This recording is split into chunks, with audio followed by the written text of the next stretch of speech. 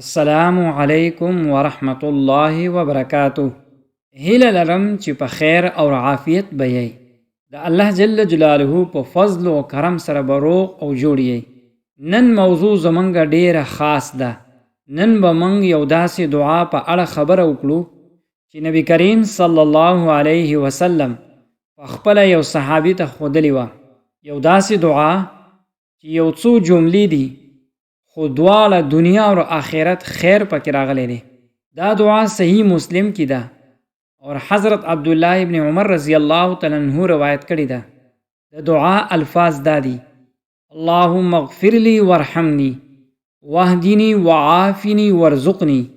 اے الله ما وبخه، ما رحم وکړه، ما ته هدایت راکړه، ما ته عافیت راکړه او ما ته رزق راکړه. یوازې 15 شایان دي او 15 چیزونه ذکر شوي دي، خو په دې 15 کې څومره برکت دی راځئ چې په تفصیل سره واورو او ځان پې پوه کړو.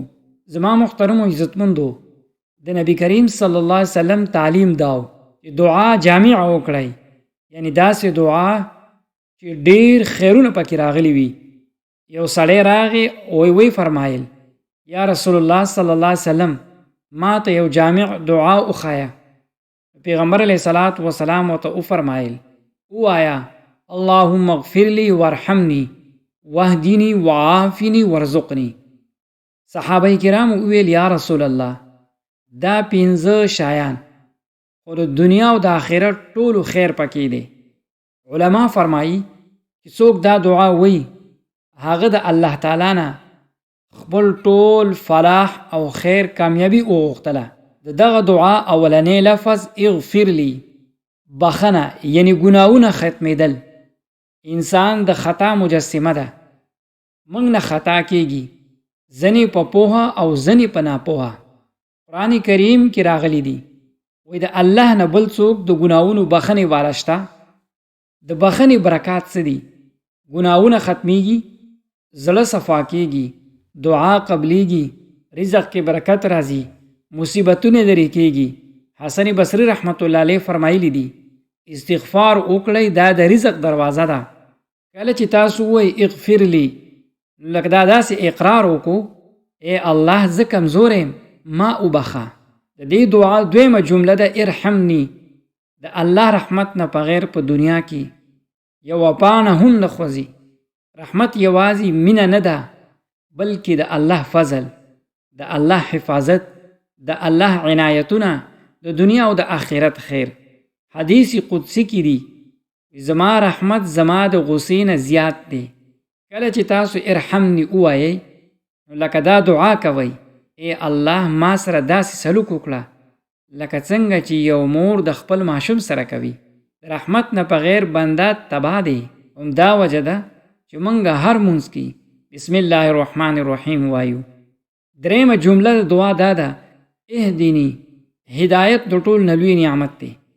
دولت میلاو شي، شهرت په میلاو شي، خو هدایت میلاو نشو نو ټول هر څه بیکاره دي.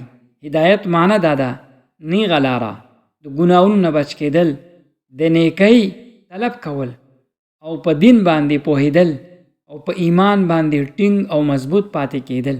قرآن کریم کې راغلی دي چاته چې الله هدایت وکړي هم هغه شخص لاره موندون کې دی. منګه هر ورځ سورې فاتحه کې وایو اهدنا الصراط المستقیم. اهدني معنی دا ده ای الله ما ته هغه لاره وښیه چې ستا رضا ته پې زه ورسېږم او ستا د ناراضتیا نه پې بچ شم.